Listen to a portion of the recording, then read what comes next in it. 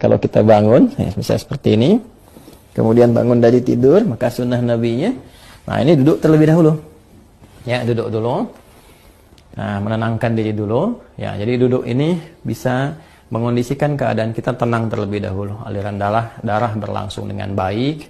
Kemudian juga ya perasaan yang mungkin juga agak sempoyongan, belum stabil, ya kan? Kita stabilkan terlebih dahulu. Nah, jadi tidak dianjurkan bangun langsung berdiri atau bahkan ke kamar mandi atau tergesa-gesa, tidak.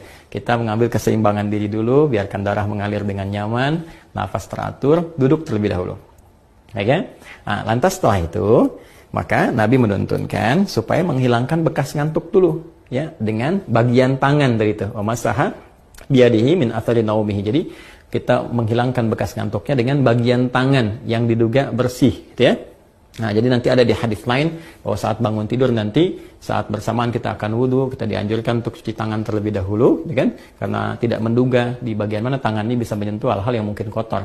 Tapi kita bisa menilai dan menduga dengan kuat di bagian tangan mana yang sekiranya bersih untuk kita gunakan untuk menghilangkan bekas ngantuk. Misal seperti ini, gitu kan? Nah, atau kalau kita duga baik, bersih, kita gunakan seperti ini juga. Nah, apa tujuannya? Pertama, untuk membangun kesadaran terlebih dahulu. Ya, sebelum kita berdoa atau sebelum membacakan ayat-ayat atau kalimat thayyibah, supaya doa yang dibacakan, ayat-ayat Quran yang dibacakan, kemudian nilai-nilai spiritual yang dimohonkan kepada Allah itu tersambungkan dengan khusyuk. Ya, bisa khusyuk, bisa benar, terasa dalam jiwa. Karena beda rasanya ketika Anda bangun tidur masih ngantuk berdoa misalnya.